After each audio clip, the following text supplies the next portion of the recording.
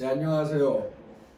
오마이뉴스 김영순 기자라고 합니다. 오늘은 새해 첫날이네요. 그래서 새해 복 많이 받으시고 힘찬 새로운 출발이 됐으면 합니다. 오늘은 백남준 강좌 14번째가 되겠는데요. 내용들이 좀 많이 중복이 된 부분이 있어요. 그래서 조금 아쉬움이 있는데 하여튼 뭐 그런 대로 하여튼 같이 즐겨주시면 감사하겠습니다. 오늘은 이제 그 백남준의 여러 가지 모습 중에서 이제 그 사람이 영향을 받은 철학이나 사상적인 면을 조금 탐색을 해보겠는데, 사실 이런 거에 대한 자료가 충분하진 않아요. 그래서 여러 가지로 이제 이렇게 작품을 하다 보니까 조금 뭐 아주 전문적이지 못한 점을 좀 이해해 주시기 바라고, 이제 백남준은 이제 사실은 어떤 사상가고 철학가, 비디오 철학자고 또 이제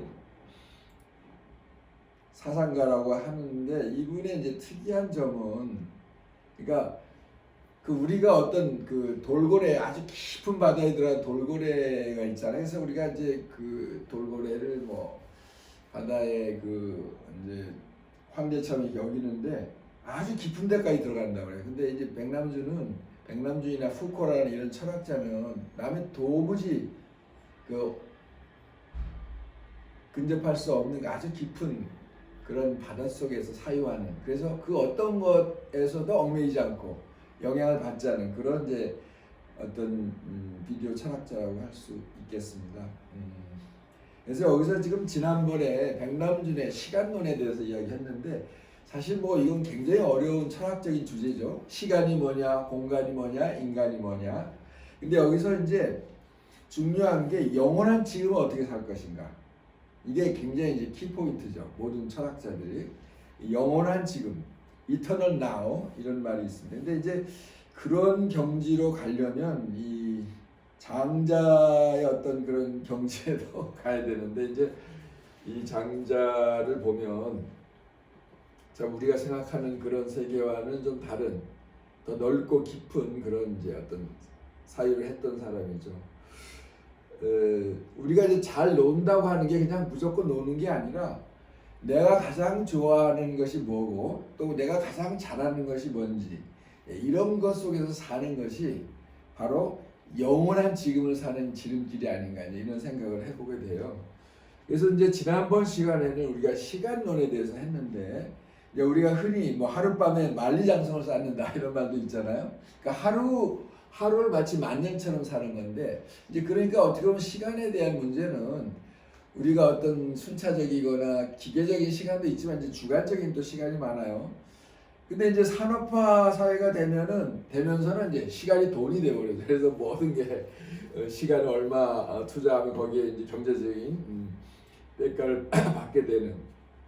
그렇다면 이제 정보 사회에서 시간은 어떤 것인가, 이런 걸 한번 우리가 좀 고민해 볼 필요가 있다, 이제 이렇게 생각이 되는데, 어쨌든 간에 그 장자라고 하는 아주 그 대단한 사상가가 말하는 그 어떤 것에도 얽매이지 않고 자기 역할을 잘하는 그 영원한 지금 속에 사는 그런 어떤 그 호전몽이라고 할까, 이제 그런 세계를 한번 꿈꿔보는 것도 좋은 일이고, 또 백남준의 삶 자체가 그런 삶이었죠. 그래서 백남준이 뭐라고 말을 했냐면, 지난번에 그 독일어 책에 인터뷰해 보니까 현재가 유토피아다 이런 말을 했어요. 현재가 유토피아다. Jetzt ist Utopia, das ist VT 이렇게 됐네요. 그러니까 현재가 유토피아다. 그러니까 어떻게 보면 과거, 현재, 미래 다 중요한데, 그 중에서 이제 우리가 그 순간에 현재 지금 충실하게 사는 거, 그게 이제 가장 어떻게 보면 중요한 키다, 뭐 이런, 그게 이제 장자가 말하는 영원한 지금, 이런 어떤 삶, 어떻게 보면 좀 치열한 삶일 수도 있죠.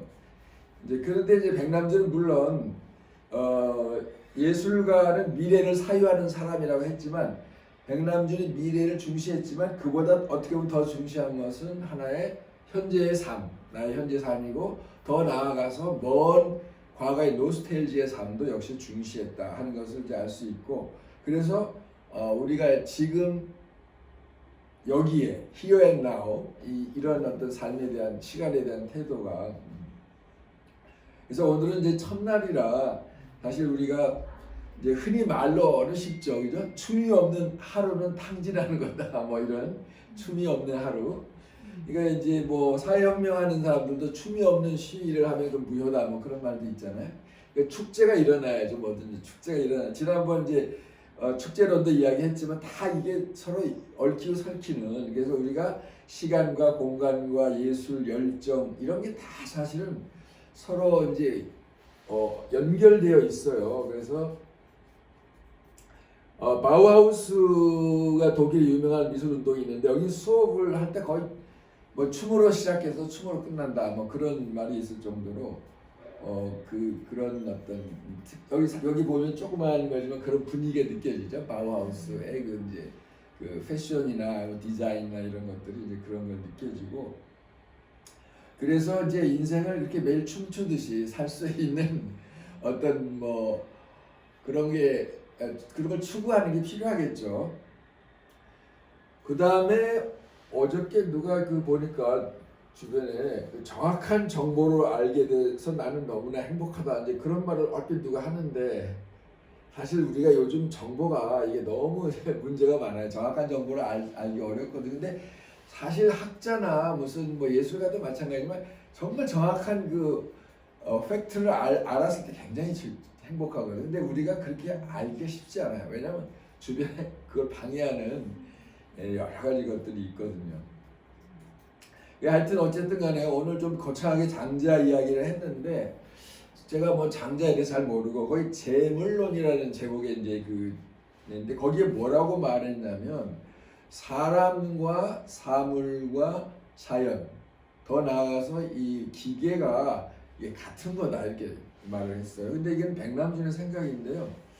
지금 우리는 이제 인간이 우월하고 자연이 열등하다 하는 그런 어떤 뭔가 그런 서구의 이분법적 사고가 있는데 사실 이런 것도 하나의 구속이 되거든요. 그러니까 이런 것을 우리가 털어버려야 그래야 축제적인 삶을 살고 시간으로부터 자유로울 수 있는 이제 이게 예를 들면 이렇잖아요. 뭐 나이가 40이다. 그럼 딱 그 사람의 고정관념이 있어요. 40은 이렇게 되지. 근데 사람에 따라서 40이라도 뭐 20대 같은 사람도 있고 60대 같은 사람도 다 있잖아요. 그러니까 그 사람의 나이가 40이면 이런 뭐가 어떤 딱 머리에 떠오르는 고정적인 관념 이런 걸 털어버리라는 거죠. 근데 그게 뭐냐면은 그게 일종의 고정관념이거든요. 근데 그걸 갖다 우리가 상징계라고 그래요. 근데 실제계는 그 사람은 40대인데도 거의 20대 같이 보인다 그러면 그건 또 다른 거잖아요. 그러니까 그런 어떤 말이나 뭐 사람들이 생각하는 상식이나 이런 걸 벗어나서 그런 시간에 대한 어떤 나이나 이런 걸 벗어났을 때 자유롭다. 이제 그런데 이제 백남수는 이제 그런 어떤 총체적인 그런 사유를 하는 미디어 사상가고 비디오 철학자다 이렇게 볼 수 있을 것 같습니다. 그냥 여기는 약간의 심심풀이로 지난번에 한번 말씀드렸는데 백남준 조술했던 라파엘레 시올리라는 분이 있는데 이제 이분이 백남준 조술을 7년 했어요. 그래서 지난번에 제가 뉴욕에 한 달 가 있을 때만 이제 인터뷰한 내용인데 그 내용이 너무 좀 좋아가지고 한쪽 한 구절만 지금 여기에 그냥 가지고 왔습니다. 나중에 이제 기회가 되면 뉴욕 이야기도 같이 한번 나눠볼까 합니다. 그래서 제가 물어봤어요. 이 백남준 조수를 7년간 한 분에게 백남준은 어떤 인물이냐 하고 물어보니까 굉장히 좋은 평가를 하시더라고요. 여기 한번 읽어보실 수 있나요? 백남준은 이렇게. 백남준은 어떤 인물? 네. 맞아요. 네. 에피소드라도 하나 소개한다면 백남준은 매우 지적이고 사려가 깊은 사람이었다. 그는 항상 동양과 서양, 과학과 종교와 예술을 큰 틀 안에서 연관시키는 사유를 했다. 그는 내가 만나본 사람 중 마음의 스케일이 가장 컸다.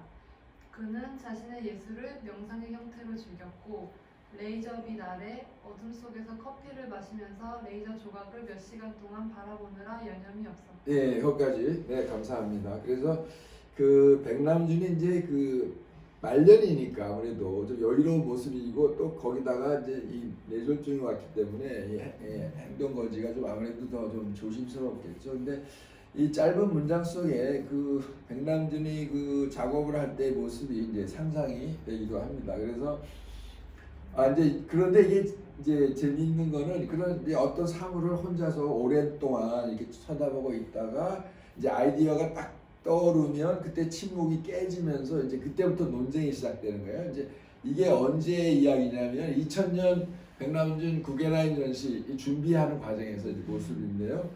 그래서 이제 그렇게 자기하고 이제 이게 그 어떻게 작업을 할 건지 이제 논쟁을 했다는 이게 이제 이야기를 나눴다는데 특히 이제 레이저 아트에 대해서 이 백남준이 원래 하고 싶었던 비디오 아트 2탄으로 레이저 아트를 했죠. 이제 그런데 근데 하여튼 백남준은 또 이제 그런 긴장된 시간 이후에는 그 조스들하고 이제 아주 또 즐거운 시간을 보냈던 거죠. 그래서 그 머서 스트리트 백남준 작업실 그 저기 옆에 그 프린스 가에 있는 제리라는 단골집이 있었다고 그래요. 그 당시에 그 이제 식당. 네 식당 혹시 아시는지 원장님? 내일 12시대 있는 거기요? 식사를 네, 거기가 유명한 제리라는데 그래서 이제 거기 가서 이제 같이 이제 그 조수들하고 이야기하면서 유쾌한 유머와 조크로 이제 사람들 즐겁게 해주고 네네 그래서 이제 또 작업을 하는 동안 그렇게 해주고 또 작업을 할 때도 과분할 정도로 친절했고 굉장히 장난기가 심했다 원래 이제 그런 면모를 이제 요 이야기는 다음에 혹시 기회가 있으면은 이제 하도록 하고요.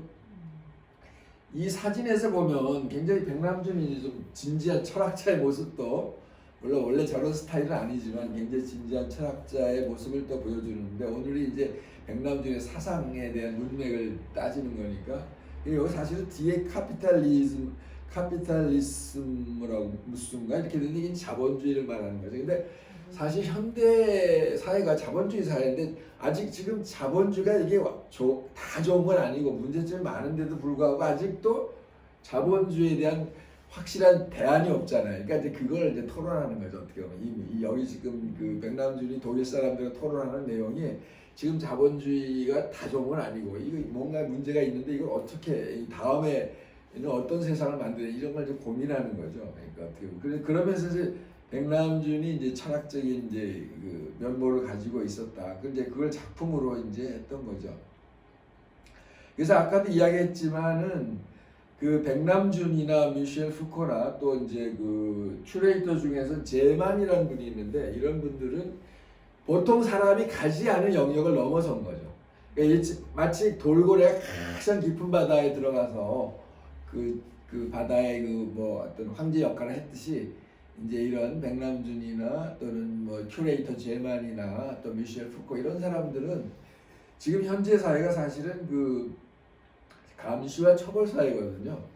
독일의 수상이나 또는 그 EU 이런 데에 그 저기 집행위원장도 다 지금 미국 CIA에서 감시를 다 하고 있어요.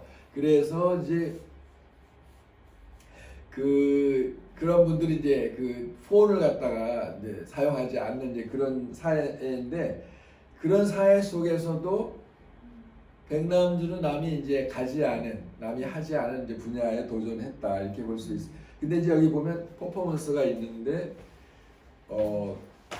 살아있는 암고래의 질 속으로 기어 들어가라 뭐 이런 이제 퍼포먼스가 있어요. 이제 요게 이제 그 퍼포먼스인데 이제 이게 바로 이제 그런 거죠. 남이 도무지 갈 수 없는 영역까지도 이제 들어가서 그 안에서 새로운 것을 만들어내고 또 이제 질 속에 들어간다는 것은 새로운 생명을 잉태한다는 이제 그런 암시가 이제 담겨 있다고 할 수 있겠죠.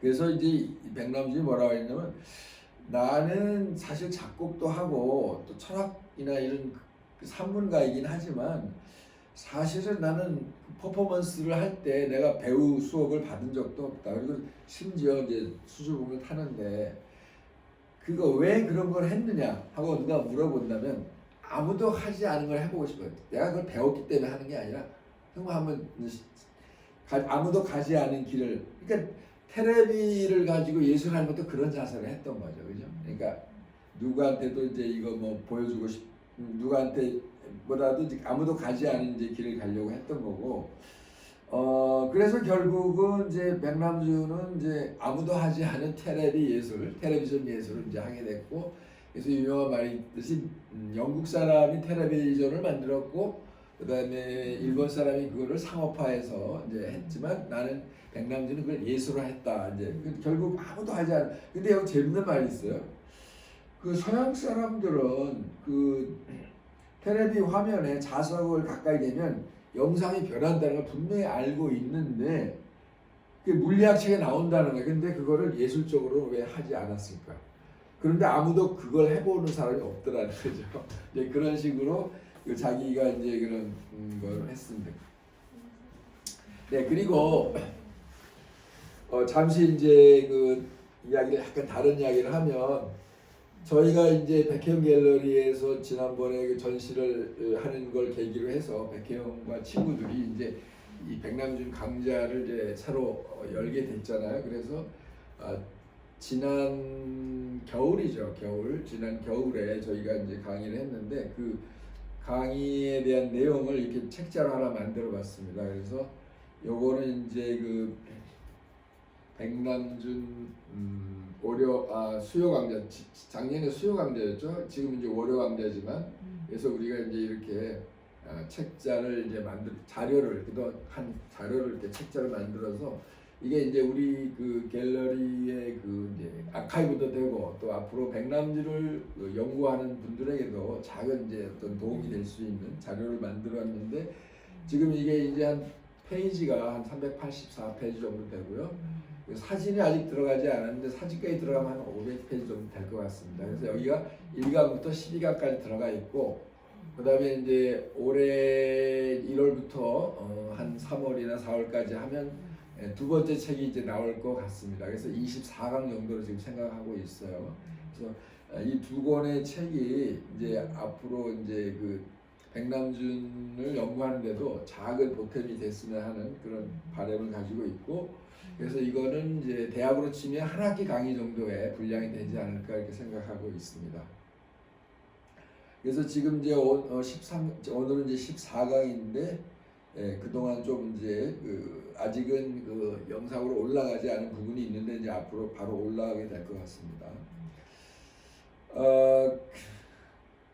그다음에 이제 조금 더 옆으로 나가는 이야기인데, 백남준의 축제론을 이야기하면서 우리가 신명을 이야기했는데, 신명은 언제 오는가 하는 거 한번 생각을 해봤는데, 우리가 창조자가 될 때, 그가 요리를 하든 작품을 하든 어떤 뭐 건축가가 되든 사업가가 되든 뭔가 창조적인 일을 할 때 이제 그때 우리가 신이 되는 거죠. 어떻게 보면 하나의 신이 되고, 그래서 신바람이 오면서 에너지를 얻게 되고, 이런 것은 이제 어떻게 보면 백남준의 라이프 스타일 중에 하나라고 생각해서 우리도 그런 점을 좀 생각을 해봐야 될 것 같고, 그리고 백남준이 이제 우리가 알다시피 우리나라 말 빼고 5개국을 했다고 하는데, 그 한국에 있을 때 보면은 뭐 프랑스어 같은 경우는 혼자서 독학을 했잖아요. 그래서 앞으로 이 정보 분야에서 일을 하실 분들은 사실 좀 어려운 일이지만 이제 중고 시절에 그 영어 말고도 좀 다른 언어, 독일어나 프랑스어 이런 또 뭐 이런 언어를 배워두면 참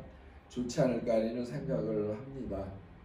그리고 이거는 지난주에 잠깐 이제 저 사진 하나 조카 사진인데 이렇게 얼핏 있어서 이제 여기 한번 소개했는데, 이게 이제 디셀도르프에서 찍은 사진이에요. 이게 독일이 그 68 혁명 이후에 가장 큰 이제 사회 변화가 온 게 교육의 민주화거든요. 그래서 이게 이제 독일의 어떤 그 80년 초에 교육 현장의 모습인데, 이게 초등학교 1학년 사진이래요. 근데 보니까 학생이 20명 정도 되고, 조카는 이제 여기 한 명이 있죠. 진짜 천진난만한 얼굴이네요.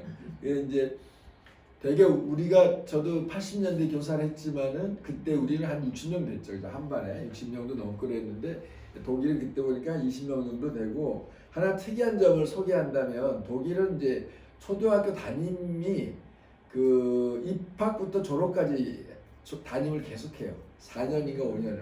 왜냐하면 그 한 20명이 되는 학생을 정확하게 파악하기 위해서. 거의 부모보다 더 많이 생활을 같이 하는 거죠. 그리고 나서 이제 어떤 일이 있냐면 초등학교를 끝내잖아요. 그러면 이제 두 개로 이제 선택을 해야 돼요. 기술계로 가느냐, 인문계로 가느냐. 중학교 때. 네, 그게 너무 빨리 이제 한다고 이제 비난이 있어요. 왜 이렇게 빨리 결정한 진로를. 근데 이제 독일은 이제 그런 식이에요. 그래서 한쪽은 이제 인문계로 간다는 게 이제 주로 대학을 가는 거죠, 그죠? 그 다음에 이제 이쪽 기술계는 이제 그 엔지니어나 이런 쪽을 가는데 재미있는 하나의 에피소드가 있는데 그 독일의 당시 슈미트라는 수상이 있었어요. 근데 그 딸이 이제 그 초등학교를 이제 졸업을 하고 이제 인문계로 갈 거냐 기술계로 갈 거냐 결정을 해야 되는데 그 결정은 담임이에요. 아무도 그걸 할 수가 없어요. 담임이 5년 동안 4, 5년 동안 그 학생을 관찰했기 때문에 지능이나 정서나 했기 때문에 이제 그 사람은 절대적인 권한이 있는데 그 슈미트 수상 딸인가 이제 담임이 인문계가 아니고 기술계로 판정을 내린 거예요. 그래도 뭐 수상이 뭐라고 할 말을 못 하는 거죠. 그런 게 재미있는 이제 그만큼 그 교사에 대한 이제 자율권이 높아지는데 그런 재미있는 이야기랄까 하여튼 뭐 그렇게 해서 이제 하나 사진을 이렇게 제가 한번 가져와 봤습니다. 심심풀이로. 그 다음에 이제 이거 인트로 뭐 이런 건데요. 이제 다 백남준과 관련된 이야기예요. 백남준 67년에 지난번에 그 섹스트로니크 해가지고 이제 그 퍼포먼스 하다가 그 셔먼이 이제 경찰에 뭐 이렇게 체포되고 뭐 이런 어떤 굉장히 큰 스캔들이 있었잖아요. 근데 그 2년 후에 우리나라도 이제 그런 거를 이제 퍼포먼스를 이제 시도를 했어요. 근데 백남준이 요거를 보내왔어. 이게 이제 그 퍼포먼스의 악보예요. 이게 우리는 퍼포먼스란 뭐 그냥 이렇게 간단한 줄 알았더니 백남준은 음악가이기 때문에 이렇게 작곡을 해가지고 거기 이제 하고 근데 이제 1969년에 그 백남준이 강석희라는 분에게 이제 이런 그 악보를 보내온 거예요. 컴포지션 악보를 했는데 이분이 이제 그 작곡가면서 서울대 음대 교수였어요. 그래가지고 드디어 이제 이 그 코드를 가지고 이제 96년 9월 5일 날 이제 이거로 퍼포먼스를 했어요. 근데 제목이 뭐냐면 여기 보시면 아시겠죠? 예. 피아노 위에서의 정사. 되게 제목이 예, 좀 야하죠. 야한 거보다 좀 세죠. 피아노 위에서 정사. 근데 이제 이게 여기 출연한 사람이 우리나라 유명한 그 1세대 아방가르드 이제 전창승하고 이제 그 차명희 이 두 분이 이제 연출을 한 거예요.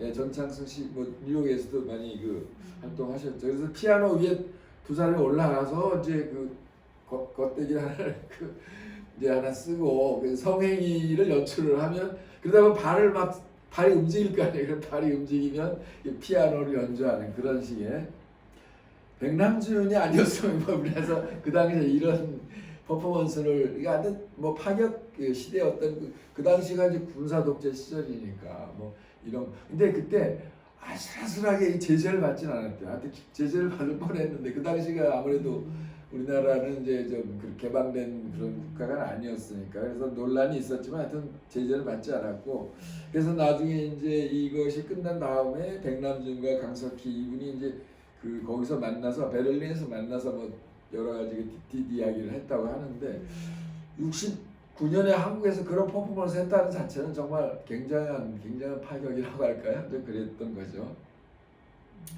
그래서 백남준이 지난번에도 이제 그 액션 뮤직을 이야기하면 성에 대한 이제 우리가 문제를 이제 그 언급을 했는데 그 영국의 빅토리아 시대 성적 억압이 굉장히 그러니까 그 심했던 시대인데 귀족 부인들이 굉장히 히스테리가 많았다고 해요. 이제 그런 사회 분위기 때문에.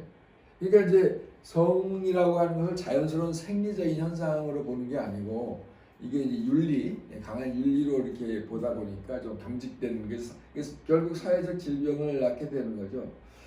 근데 오늘인가 어제 신문 보니까 지금 이제 우리나라 인구가 지금 줄기 시작했다고 그러면서 막 굉장히 이제 언론에서 크게 보도, 약간 그 좀 그걸 과장해서 이제 보도를 하더라고요. 그래서 내가 오늘 그 페이스북에다가 애를 낳기를 싫어하는 여자가 어딨냐, 다 여건이 안 되니까 그러는 거지, 이제 이렇게 내가 썼는데, 근데 실제로 뭐 어떤 문제가 생기냐면 남성의 그 몸에서 생기는 이제 그 생리에 의해 생기는 정자의 숫자가 굉장히 한 10분의 1인가 100분의 1 줄었대요. 또 그런 것도 좀 요즘에 그런 현상이 있다는 거예요. 그리고 불임이. 네, 요즘에 불임이 또 많다고 그러고, 그러니까 남성의 정자가 줄고 또 여성도 몸이 이제 옛날 같지 않고 이제 그래서 임신이 잘 안 되는 경우가 많나. 옛날에는 뭐 그런 일이 거의 없었거든요. 그러니까 어떻게 보면은 우리가 문명화됐다고 하는데 거꾸로 과거가 더 문명화된 사회일 수도 있고. 그래서 이제 그 프랑스의 성심리학자 이제 자크 라깡이라는 사람이 뭐라고 했냐면 성은 죽었다, 이제 이런 말을 한 적이 있어요. 그러니까 이게 역설적인 이야기인데, 이것도 생산량이 떨어지는. 그래서 이제 백남준 아마 그런 걸 미리 본 거 아닌가 싶어요. 그래서 사실은 그 가장 위대한 세계 최고의 예술가는 성을 예술화하는데 가장 탁월한 재능을 가진 사람이 최고의 예술가거든요. 그러니까 누구든지 한 번씩 그 도전을 해봐야 돼. 서양 미술에 누드의 장르가 있잖아요. 누드. 근데 이제 지난번에 여러 번 이것도 이야기한 건데, 듀샹이 사실은 그 세계 최고 예술가로서 그 성에 대한 주제를 이제 한번 도전을 했었죠. 그래서 이게 이제 그게 마지막 작품인데, 뭐 이상한 작품, 우리가 이해할 수 없는 작품이 나왔잖아요. 근데 사실은 성공하지 못했어요. 듀샹이 성공하지 못했고, 근데 백남준은 이제 그거를 온전하게 완성시켰죠. 그 퍼포먼스나 이러고 나중에 이제 그 여성뿐만 아니라 어머니까지, 작품이 또 엄마로 가가지고 이제 그랬는데, 그래서 듀샹은 사실 여성이 되려고 했어요. 그 사진 여러 번 이제 여장을 한 작품. 근데 거기까지 가지 못했는데 백남준은 아예 여자가 돼버렸다고 저는 이렇게 평가하는 거죠. 이거는 뭐 아직 책에 그렇게 나오는 건 아니고 제 생각인데, 그래서 나중에 이제 거의 어머니, 여성 자체가 됐고 나중에 어머니가 되었다. 그래서 이제 사실 백남준의 그 성에 대한 예술을 보면 굉장히 그것도 과격해요. 보통 이거 무슨 퍼포먼스가 과격한 게 아니라 그쪽도 과격한데, 예, 우리나라에서 좀 탁월한 그 백남준 연구가 김남수 씨라고 있어요. 이분이 이제 그 전에 백남준 아트센터 학예연구원이었는데 이제 이런 말을 했어요. 이걸 읽어볼 수 있을까? 지난번에 한번 하긴 했는데, 예, 여기 3번 40. 사실 돌이켜보면 백남준 작가만큼 섹슈얼리티와 에로티시즘 가득한 작업을 강렬하게 추구한 작가도 드물다. 오페라 섹스트로니크를 비롯하여 많은 퍼포먼스가 이런 경향을 여과없이 관찰하고 있다. 네네. 그래서 하여튼 그 백남준은 정말 모든 면에서 하여튼 그 강렬한 임팩트를 남기는 그런 작가였고요. 근데 이것도 계속 인트로가 좀 길어지네. 그래서 오늘은 그 임영균이라고 사진 작가가 있어요. 혹시 이제 우리가 많이 아시죠? 여기 작품도 여기 있잖아요. 임영균. 여기 임영균 작품이 있네요. 여기 보시다시피 이제 있는데, 뭐 살짝 돌려보시면 여기 잠깐만 보여주시고 다시 나오네. 네, 뭐 조금만 잠깐만 보여주면 네, 됐습니다. 그래서 오늘 이제 임영균 선생님 조금 이야기를 할게요. 이분이 1980년부터 88년까지 9년 동안 뉴욕에서 유학을 하셨어요. 처음에는 이제 뉴욕 대학에서 사진과에서 공부했고, 나중에는 인터내셔널 사진 그 또 센터가 있죠. 거기서 이제 하셨는데, 네, 맞아요. 거기 뭐 영어로 좀 메모를 안 해왔네요. 네, 거기도 저도 한번 그때 뉴욕 갔을 때 보니까 이렇게 있더라고요, 건물이. 이제 그 뉴욕에 갔으니까 뭐 유학생 돈이 있으니까 아르바이트를 하는데, 이제 아르바이트 접시 뭐 아르바이트 이렇게 하는데, 이제 거기 이제 그 같은 종업원이나 이런, 아니 나는 어디서 왔냐 물어보니까 이제 자기가 이제 나는 이제 한국에서 왔다. 그럼 한국에서 가장 유명한 예술가 누구냐고 이제 물어본 거예요. 그 이제 동료나 이제 백남준이라니까 백남준 일본 사람 아니냐 뭐 이렇게 하면서 자기가 이제 거기서 뭐냐면 야 한국의 이 뉴욕도 한국의 작가에 너무 모른다는 생각을 이제 한 거예요. 그래서 그러면 이제 내가 백남준을 좀 이렇게 접근을 해서 사진을 인물화를 좀 찍어야겠다는 마음을 먹고 몇 번 이제 백남준한테 이제 어떤 전화번호를 어렵사리 이제 구해가지고 전화를 했는데 이제 뭐 처음에는 좀 이렇게 바쁘니까 나중에 하자 해서 한 2, 3년 이제 그냥 못하고 이제 그러다가 이제 나중에 허락을 받고 93년에 이제 그 처음으로 백남준 선생의 자택을 방문해서 사진을 찍었죠. 근데 이제 그 92년에는 백남준이 휘트니 비엔날레에서 휘트니 미술관에서 그 회고전을 할 때 그때 와서 사진을 찍으라고 허락을 했어요. 그래서 백남준과 샤론 무어만이 이제 이렇게 퍼포먼스하는 사진이 이제 남아 있죠. 그래서 직접 소상화를 찍은 건 93년이에요.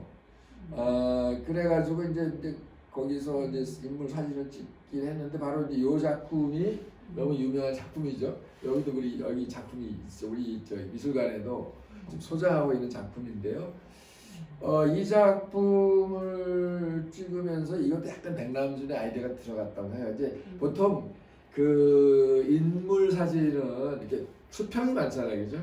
근데 백남준은 요거를 약간 약간 좀 대각선으로 약간 엇나가게 한번 찍어보자 이렇게 했는데 아주 굉장히 작품 정말 좋은 작품이 나왔죠. 그러니까 이제 백남준의 약간 아이디어와 이제 임 선생님의 또 이제 사진 그 테크닉으로 인해서 이렇게 작품이 아주 멋지게 나왔죠. 그래서 이게 1984년 뉴욕 타임스 1월 1일자 이 아트 섹션에서 이게 이제 나왔어요. 이 사진 너무 좋아가지고. 네, 뉴욕 타임스에서. 그러면서 백남준이 뭐라고 그러냐면 너 이거 저작권 잘 챙기라고. 잘못하면은 그러니까 뭐 그러면서 이제 이렇게 이제 좋아했겠죠. 아무래도 이렇게 돼서 이제 백남준 뭐 더 유명하게 됐을 거고 사실 임영균 사진가로서도 굉장히 영광이죠. 뉴욕 타임스. 네, 저거 이제 이게 이 사진이죠. 여기 이제 지금 여러 가지 이제 저작권 이게 이제 근데 이제 그때 백남준을 처음 이제 가까이서 뵀는데 어떤 인상을 받았냐면 백남 두 가지를 이야기하더라고요. 하나는 인류학자 같은 이제 학자로 치면 인류학자, 사상가로 치면 그 다음에 하나는 미래학자 같은 미래를 내다보는 비저너리한 이제 그런 거로 봤다고 하네요. 그래서 이제 그 머서 스트리트 110번지에서 작업을 했고 근데 이제 그때 백남준이 툭툭 던진 말이 몇 마디가 있는데 이분이 이제 그 굉장히 인상적이라 기억을 하는데 첫째 뭐냐면 앞으로는 테레비를 접어서 주머니에 넣고 다니는 시대가 올 거다 이제 그랬잖아요. 요즘에 그 비슷한 거 있잖아. 테레비가 많이 그런 있어요 그런 게 좀 주머니 아직 넣고 다니는 아니고 네 그런 식으로 이것도 사실 요즘 거 많이 이제 접어서 할 수 넣고 그다음에 이제 나는 이제 인공위성으로 작업을 할 거다 이랬는데 사실 그 다음에 했죠. 굿모닝 미스터 웨이는 사실 인공위성으로 했던 거고 그 다음에 이제 자동차는 사실 편리하지만 좀 인간의 어리석은 발명이다. 약간 밑을 왜냐하면 이 자동차라는 게 사실은 너무 편리한 도구인데 요즘 같아서는 좀 오히려 그 차 때문에 막 그 좀 여러 가지 좀 불편한 거보다도 그런 게 있잖아요. 뭐 주차 문제도 있고 뭐 여러 가지. 그래서 뭐라 그랬냐면 이 베니스는 차가 없잖아요. 그래서 최고의 도시다. 차가 없으면 내로만 걸어 다녀야 되니까. 그 다음에 이제 이분이 헝가리에 가봤냐고 물어보면서 헝가리하고 우리말하고 비슷하다.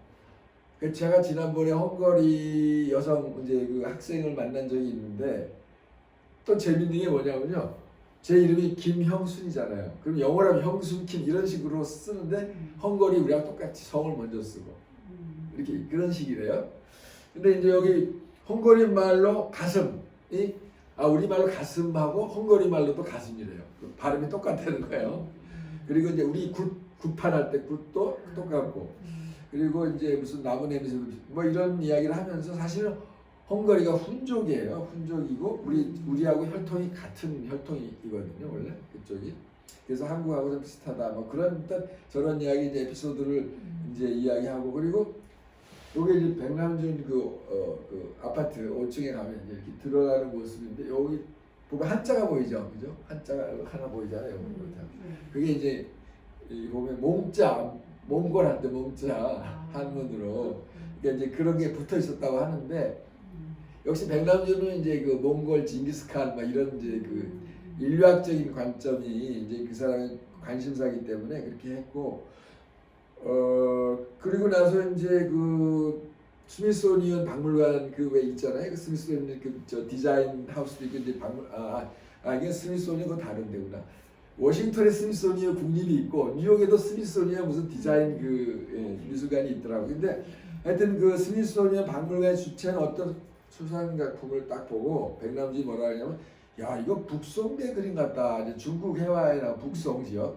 딱 그랬더니 이거 좀 당황한 거죠. 그랬더니 나중에 동양미술사 전공한 친구한테 물어봤더니 그 논평이 정확했다는 거예요. 그러니까 백남준이 뭐 하여튼 공부를 많이 한 것, 그러니까 동양미술사도 다 나름 깨트리고 있었다는 소리죠. 그래가지고 백남준 이런 덕분에 임영균이 그 록펠러 재단에서 예술 기금도 받았대요.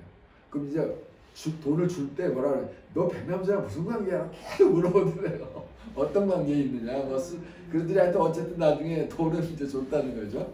백남준 이제 하고 같이 활동을 했으니까 그래 너는 이제 이렇게 쓸만하다고 생각했는지 거기서 뭐 기금을 받았다는 이제 그런 말도 하고. 이명균 씨도 받았어요. 조금. 네? 펀딩 받았어요. 이명균 씨도. 그러니까 이제 펀딩은 잘 모르겠고요. 이제 왜 록펠러에서 록펠러 재단 뭐 기금이 엄청 많잖아요. 다양하니까 그 중에 이제 사진 작가로서 하나 받았겠죠. 네 그런 식으로 이제 네네. 그래서 이제 백남준 덕분에 이제 그 기금도 받았다 뭐 그런 이야기. 네네. 그리고 이게 이제 그 84년에 굿모닝 미스터 오해를 할 때 그때 그 KBS 사장님 이원홍이라는 분인데 이분이 굉장히 좀 열려 있고 국제적인 마인드가 있어서 그때 그게 잘 성사가 됐어요. 그래서 이제 이분이 백남준에 대해서 이제 한마디 했는데 백남준은 과거, 현재, 미래를 분명히 이제 뭐랄까 내다보는 하나의 모티베이션 역할을 했다. 이제 이런 말을 했거든요. 모티베이션. 그러니까 모티베이션은 쉽게 말하면 모타 역할을 했다는 거예요. 모타맨, 그죠? 모타맨 했는데 이거는 이제 어떻게 보면은 그 동기와 자극을 부여하는 그런 역할인 거죠. 그래서 슈퍼 울트라 파워맨이었다. 이제 백남준 이렇게 이제 이야기한 거죠. 근데 사실은 그 주변 사람들에게 굉장히 그 영감을 주고 가능성을 열어주는. 근데 백남준하고 인연을 맺은 사람 중에 많은 사람들이 사실은 세계 미술계에서 성공을 했거든요. 그런 경우가 많아요. 그래서 이제 그런 어떤 뭐 이제 그가 남긴 다다익선이나 뭐 TV 정원이나 이런 게 대단한 작품이다 뭐 그런 말을 했고. 근데 이제 제가 지난번 시간에 백남준의 시간론을 이야기했는데 백남준이 그 시간이 뭐냐는 것도 굉장히 중시했지만 시대의 정신이 뭔가, 이 시대 흐름이 뭔가 굉장히 예민했잖아요. 근데 백남준이 운이 좋은 사람인 게 이 시대와 시간이 딱 맞아 떨어졌어요. 어떻게 맞아 떨어졌냐? 독일에 있었던 시기가 1956년부터 63년까지 7년인데 그때 독일에 어떤 일이 있었죠? 독일에서는 그때 독일은 전후 라인강의 기적이 일어났어. 그러니까 경제가 엄청나게 이렇게 이제 도약적으로 발전했기 때문에 그 사회에 그 에너지가 넘쳤던 시대거든요. 그러니까 좀 돈도 여유가 생기니까 실험 미술을 많이 이제 했잖아요. 그러면서 백남준이 그 독일의 7년은 참 그 운이 좋았고 때가 좋았고 또 이제 그래가지고 일본에 1년인가 있다 64년부터 미국을 건너갔잖아요. 근데 이때부터 물론 2006년까지 있었지만 이때도 굉장히 미국에서 좋은 시기였어요. 어떻게 보면 왜냐하면은 그때 이제 그 미국이 꿈이 있어 달에 도착했죠. 케네디 대통령이 젊은 대통령이 있었죠. 그 다음에 이제 루터킹 목사가 해서 이제 흑인 뭐 인종 차별 이게 이제 굉장히 그 권리를 흑인들을 이제 굉장히 보호하는 민권법도 통과가 됐고 또 이제 비틀즈를 비롯해서 히피들이 많고 이제 평화운동도 굉장히 강했어요. 샌프란시스코를 중심으로 해가지고 이런 그래서 그 당시 최고로 경제도 좋았고 세계로부터 선망을 받는 나라였잖아요. 우리가 70년대 미국 하면 그냥 최고였죠. 67년대 우리가 최고로 생각했잖아요. 아메리칸 드림. 네, 아메리칸 드림으로. 근데 지금은 조금 이제 위상이 바뀌었죠. 어쨌든 그리고 앤디 월과 마스키아가 또 이제 팝아트와 그 낙서, 이제 아마 이런 장르를 새로 만들고 해서 하여튼 정말 좋은 시기에 백남준은 좀 운이 좋았다 이런 생각을 들면서 사실 그 유럽에서는 이제 68혁명이라는 게 있었어요. 이게 이제 결국 그 2차 대전 이후에 유럽이나 미국 사회가 한 단계 업그레이드 되는 과정이었어요. 그 68혁명이 있는데 그게 일본도 일어나니 이게 거의 68년 전 세계적으로 그런 운동이 있었는데 그 한가운데 백남준이 있었다는. 그러니까 백남준이 굉장히 사회 변화가 아주 강한 변화가 심한 그 속에서 완전히 또 그거에 흐름에 맞춰 새로운 그 미디어 아트, 비디오 아트를 이제 만들어냈으니까 그게 잘 맞아 떨어진 거죠, 그죠? 어떻게 보면요. 그래서 이제 지금 이제 노마드 시대라고 21세기 우리 흔히 말하는데 사실 세계사를 쫙 보면은요, 유목민 시대가 있고 정주민 시대 두 개가 있어요. 크게 흐름을 보면. 근데 이제 사실은 근데 실제로는 세계를 지배한 거는 유목민이 한 60% 넘는 것 같아요. 70%까지도 가고 우리가 생각할 때 정착민이 더 세계를 주도할 것 같은데 실제로는 안 그렇거든요. 이제 이게 이런 말이 있잖아요. 그 유럽 왕조들은 성이 많죠. 돌로 성을 쌓아가지고 국가를 만들었지만 이 투르크 지금의 그 터키요 이쪽에 이 명장이 뭐라고 했냐면 성을 쌓는 자는 반드시 망할 것이고 끊임없이 이동하는 자만이 살아남을 것이다 이랬는데 사실 유목 시대가 18세기에 끝나버렸거든요. 18세기에 안정된 사회로 갔죠, 그죠?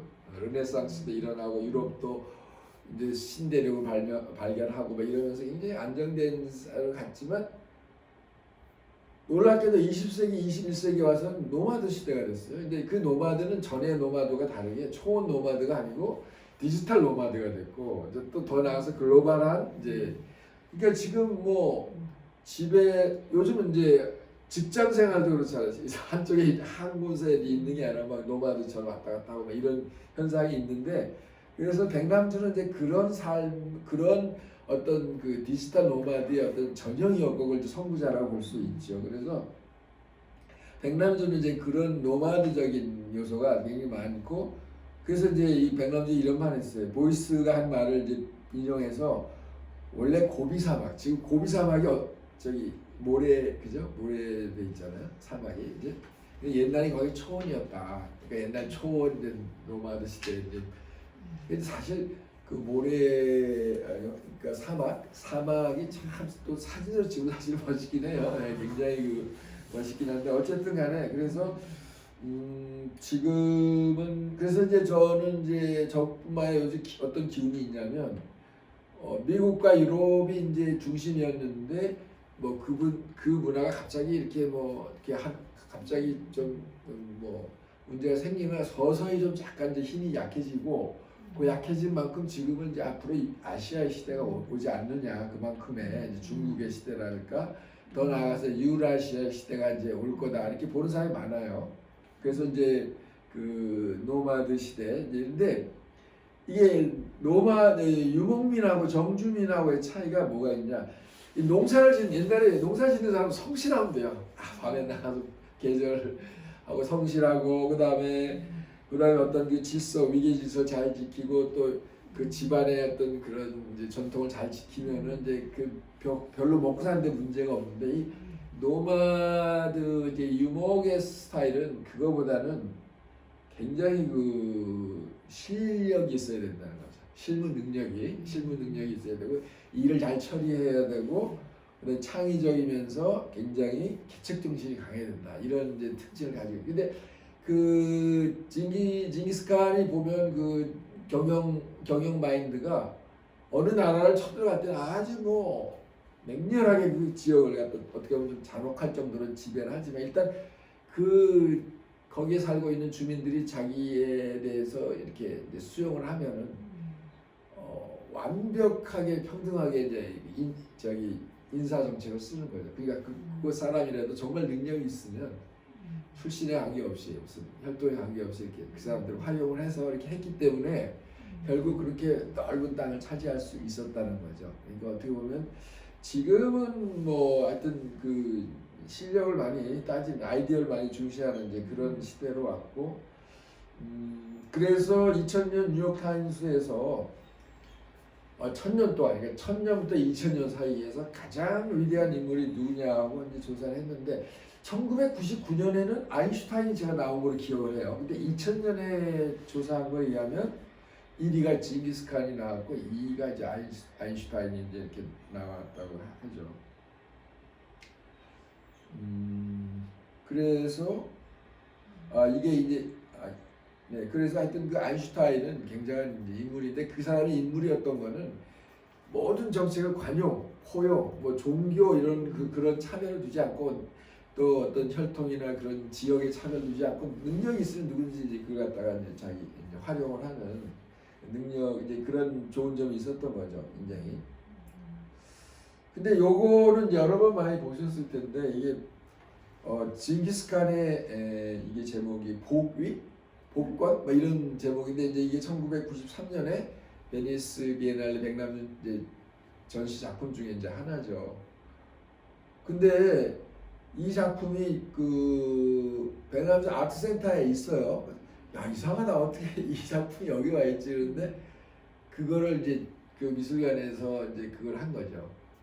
컬렉션을 한 거예요.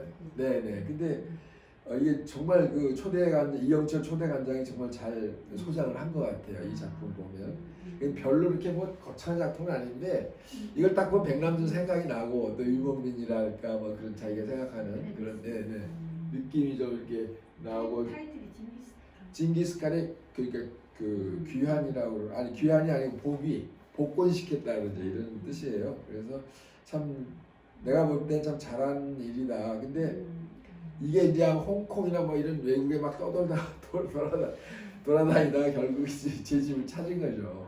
그게 백남준 아트센터에 딱 있으니까 얼마나 좋아요. 자기 집으로 돌아온 거니까. 그래서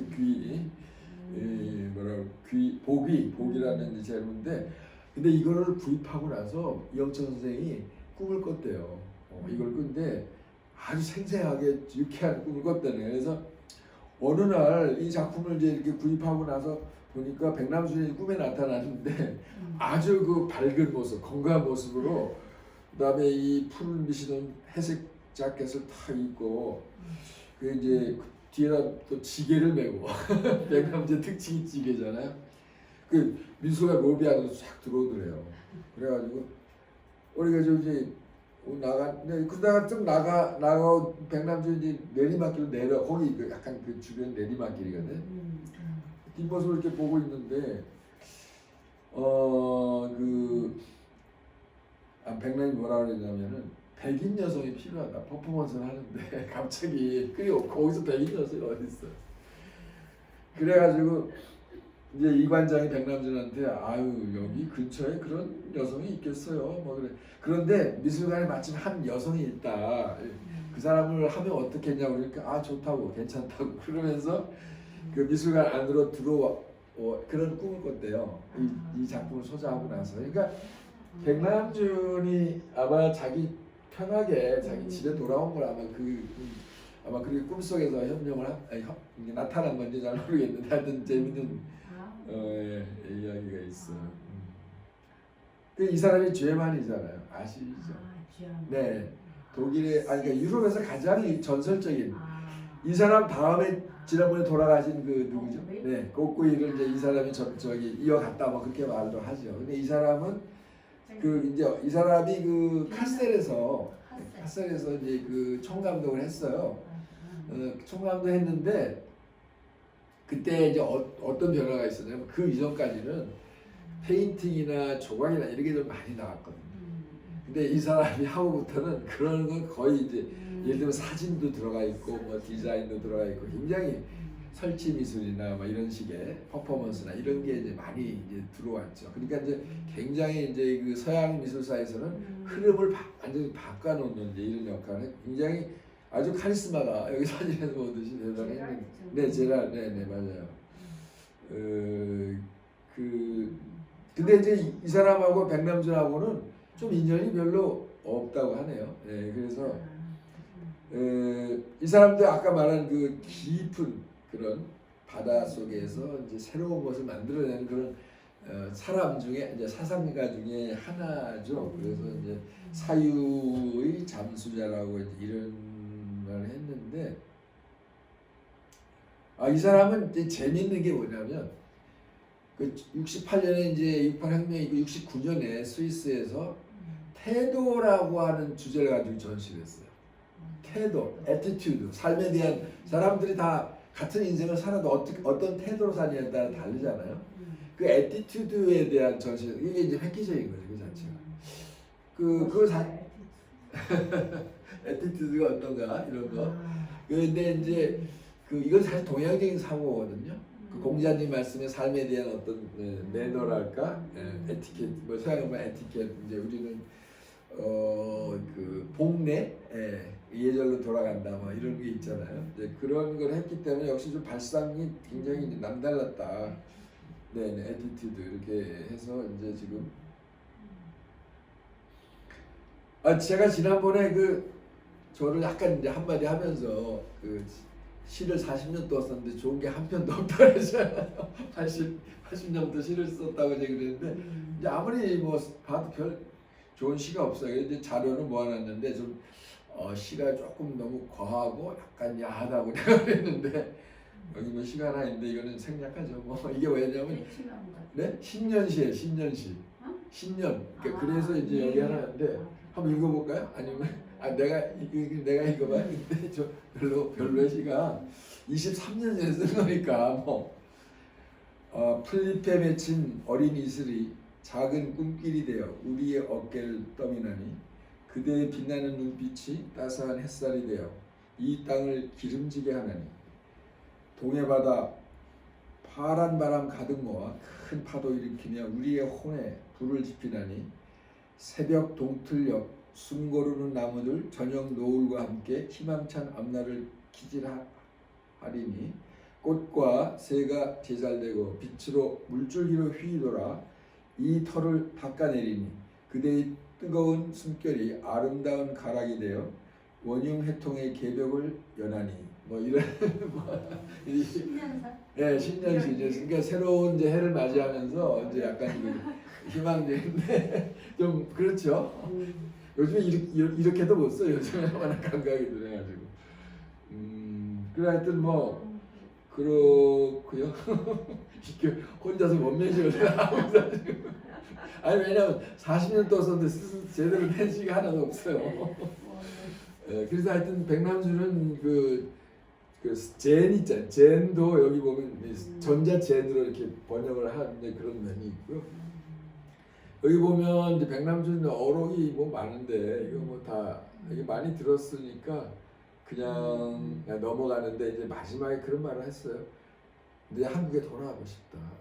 마지막에 거의 몸도 안 좋아. 그러니까 그게 이제 2000년 후반 이간에 계속 하는 소리가 이제 한국에 가고 싶다. 뭐 이제 몸도 불편하고 그래가지고 이제 뭐 한국에 가서 묻히는 게 소원이다 뭐 그랬죠. 뭐 누구나 그렇지 않겠어. 아무리 자기가 그런 말도 했고 등등은 이제 이렇게 한번 쭉 이제 하면 되고요.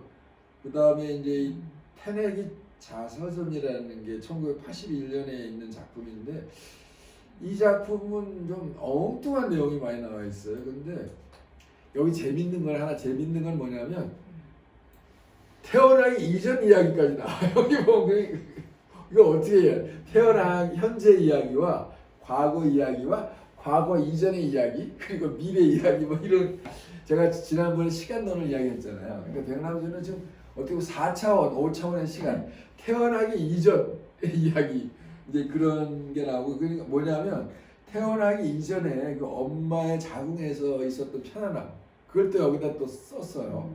이거는 좀 정말 특이하다. 상상하기 어려운 건데. 네네 그런 뭐 내용이 좀 나와요. 여기 보면 그가 물었다. 엄마 세균이 뭐야? 그러니까 엄마 그거 갈치란다.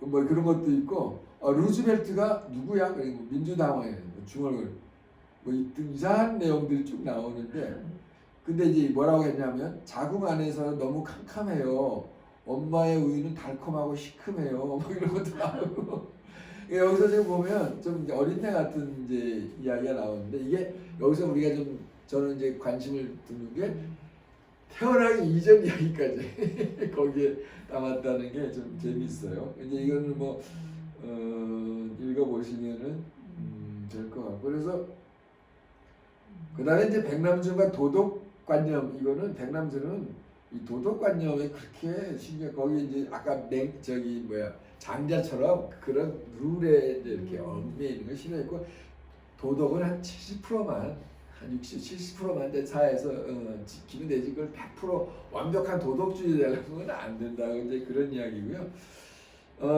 지난번 시간에 하여튼 시간론을 이야기했는데 우리나라의 그 선사 중에서 시간에 대해서 이제 이야기하신 분이 있어요. 근데 그 통일신라 때 두 명의 큰 인물이 났죠. 그 이제 불교의 나라니까 이제 원효하고 의상이라고 두 분이 있어요.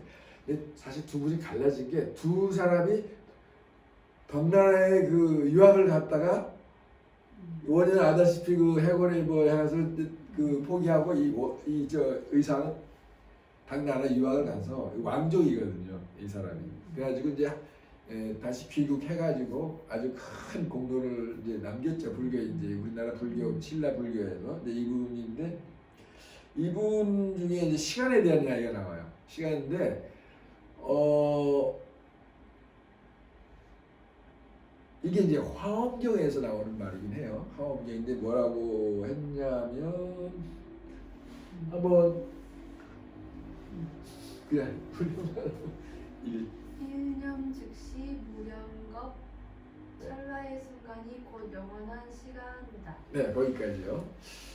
이게 저기 아주 간단한 말인데 우리가 아까 그랬잖아요. 영원한 지금 아까 그랬죠. 뭐 영원한 지금 어떻게 살 건가.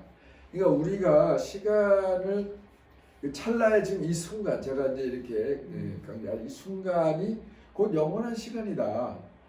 이게 아까 백남준이 말하는 그 현재 뭐랄까 현재가 아니 뭐 유토피아다 뭐 그런 같은 이야기가 다 이제 맥이 맞는 거죠. 영원한 현재 뭐 영원한 지금 뭐 아니면은 지금 순간이 영원이다. 순간의 시간이 영원한 이제 그래서 이걸 이제 겁이라고 하나 봐요. 겁 한자로 겁이라고 하는데 그러니까 이런 시간도 있고 그 다음에 또 하나 먼지 한 톨에 온 우주가 들어있다. 뭐 그런 말도 있어요. 이제 화엄경에 나오는 말. 우리나라 불교는 화엄경 중심인 것 같아요. 금강경하고 화엄경인데 이제 거기에 나온다고 그래요.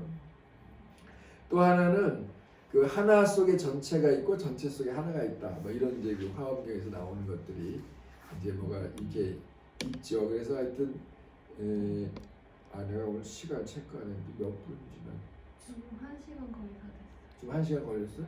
네. 오 그러면 이제 끊어야 돼. 그 입으로 해야 되겠네.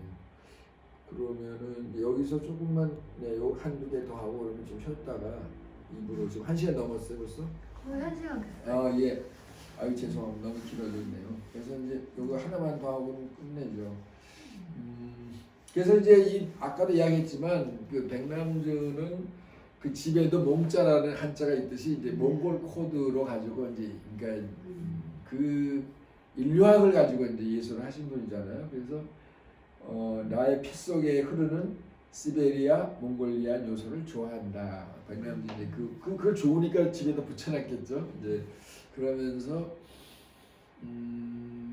그 시베리아 그러니까 몽골의 유목적인 그런 어떤 삶의 스타일을 좋아했고 그래서 이제 이 사람이 그 자기가 몽골 후손이라는 거를 사람들에게 알리기 위해서 엉덩이를 까고 거기다 몽골 반점을 다 보였다. 독일에서 65년대 퍼포먼스 할 때.